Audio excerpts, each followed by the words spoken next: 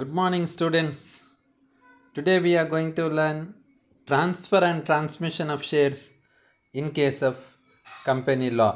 So, Indian corporate law, we are discussing regarding shares, and we have discussed several concepts related to shares. Today we will understand with regard to transfer and transmission of shares. So let us first look at the meaning of transfer of shares. When a registered shareholder passes on the property or interest in his shares by sale or otherwise to another person voluntarily, so this word voluntarily is very important, is said to be a transfer of shares. So idannu ನಾವು transfer anta kariteve. So transfer of shares refers to passing on the property or interest in the shares by ಅಥವಾ simple words ಅಲ್ಲಿ passing on the ownership of the shares by registered shareholder to some other person voluntarily for a consideration ಅಂತ ಹೇಳ್ತಾರೆ ಇಲ್ಲಿ. ಅಂದರೆ ಒಬ್ಬರು ಇನ್ನೊಬ್ಬರಿಗೆ ಶೇರ್ಸನ್ನು, ಒಬ್ಬ registered share holder ಇನ್ನೊಬ್ಬರಿಗೆ ಶೇರ್ಸನ್ನು ಕೊಡುವುದಾದರೆ ಅದನ್ನು ಟ್ರಾನ್ಸ್ಫರ್ ಆಫ್ ಶೇರ್ಸ್ ಅಂತ ಹೇಳ್ತೇವೆ. ಸೊ ಈ ಟ್ರಾನ್ಸ್ಫರ್ ಆಫ್ ಶೇರ್ಸಲ್ಲಿ ಕೆಲವು ಪ್ರೊವಿಷನ್ಸ್ ಇದೆ ಕಂಪನೀಸ್ ಆ್ಯಕ್ಟ್ ಪ್ರಕಾರ. ಸೊ ಅದು ಏನು ಹೇಳ್ತದೆ ಅಂತ ನೋಡುವ.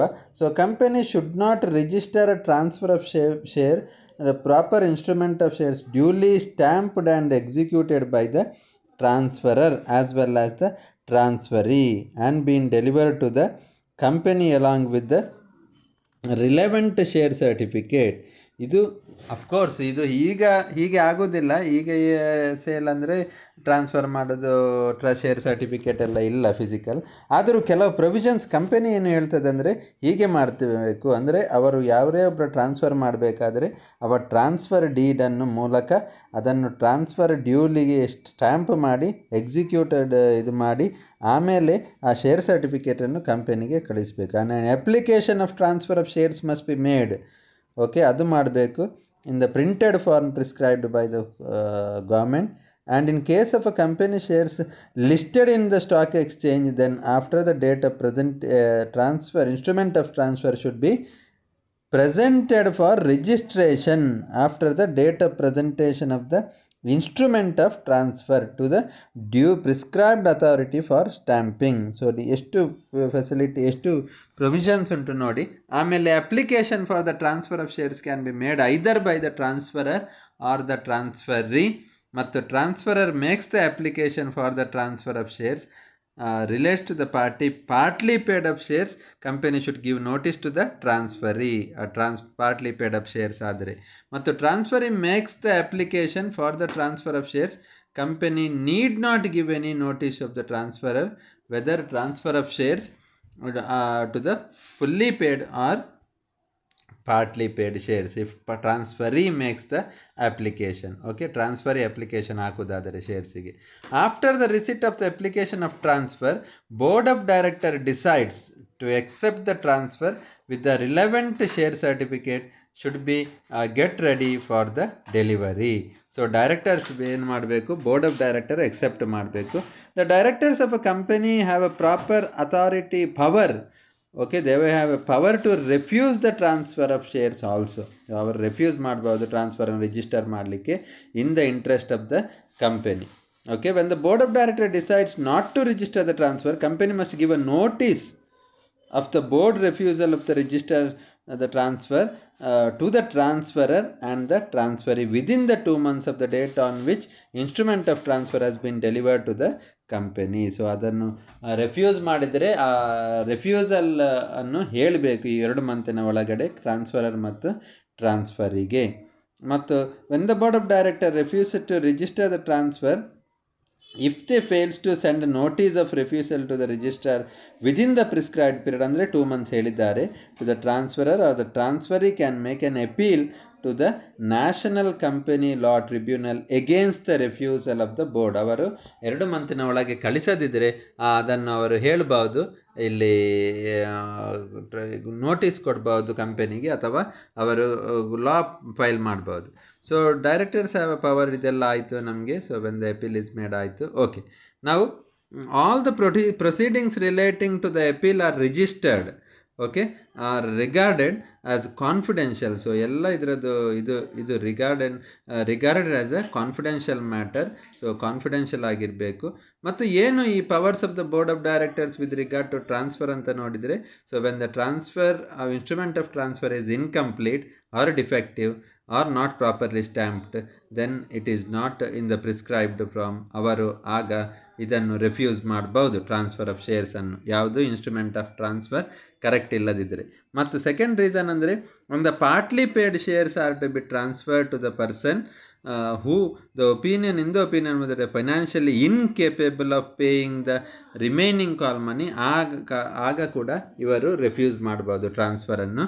ಮತ್ತು partly paid are share are transfer to the minor, okay, who may repudiate the contract at any time, can also legal action, impossible for company to take the legal action in case of recovery of calls. So ಆದ ಕಾರಣ ಮೈನರಿಗೆ transfer ಮಾಡುವಾಗ ಕೂಡ ಕಂಪನಿಯ directors refuse ಮಾಡಬಹುದು.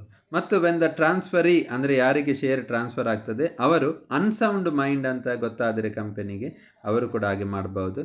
ಮತ್ತು when the transferor who wants to transfer the shares is a debtor of the company, ಅವರು already ಕಂಪನಿಯಲ್ಲಿ ಸಾಲ ತೆಗೆದುಕೊಂಡು ಈ ಶೇರನ್ನು ಲೀನ್ ಆಗಿ ಇಟ್ಟಿದ್ರೆ, ಸೊ ಲೀನ್ ಆನ್ ಈ ಶೇರ್ಸ್ ಅಂತ ಇದ್ದರೆ ಕೂಡ ಅವರು ಟ್ರಾನ್ಸ್ಫರನ್ನು ರಿಜೆಕ್ಟ್ ಮಾಡಬಹುದು.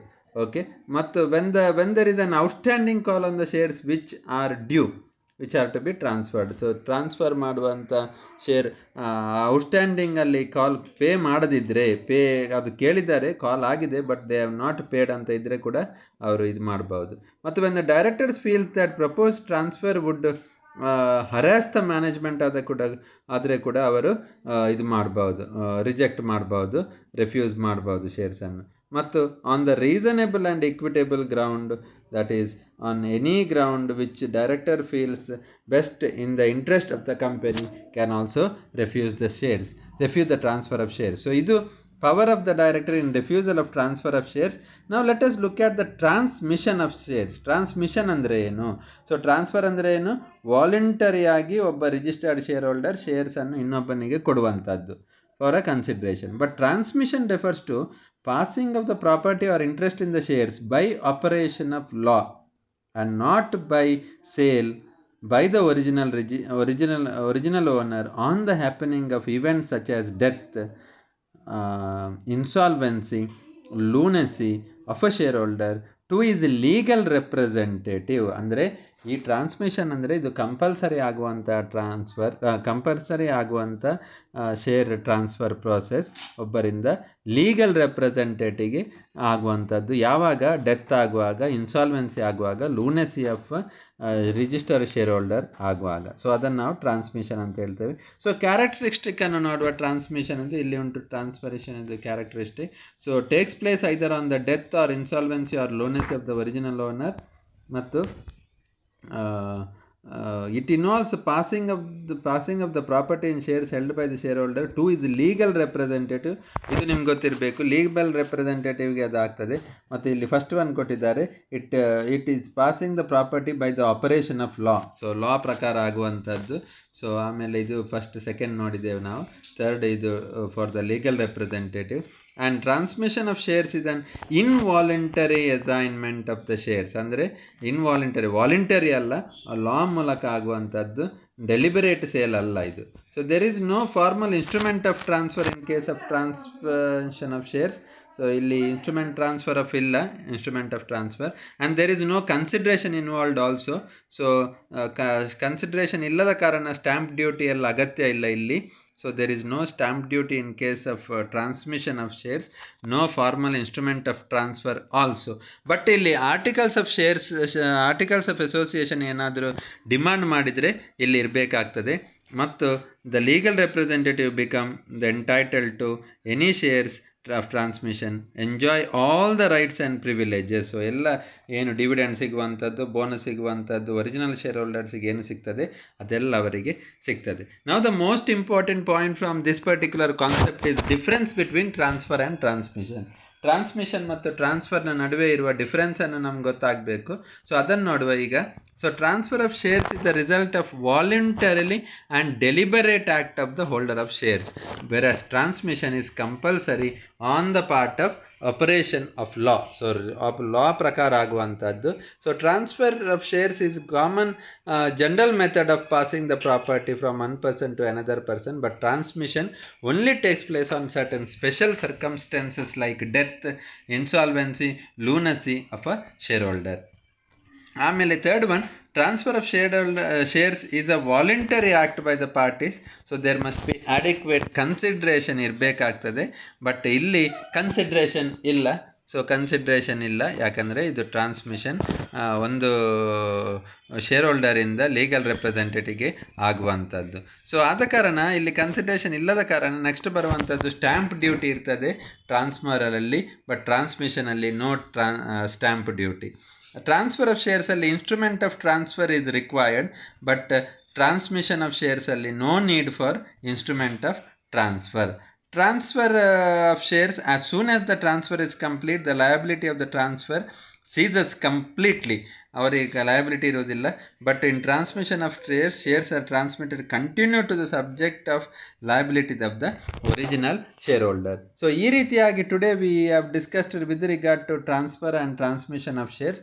So we have understood the concept of transfer, then provisions related to transfer of shares, and then transmission of shares we have studied, provisions related to transmission, and ultimately we also looked into differences between transfer and transmission of shares. So with regard to this, I would like to close this particular chapter, shares chapter. This is the last concept of our shares chapter. So next we will be moving on to the next chapter. So thank you very much.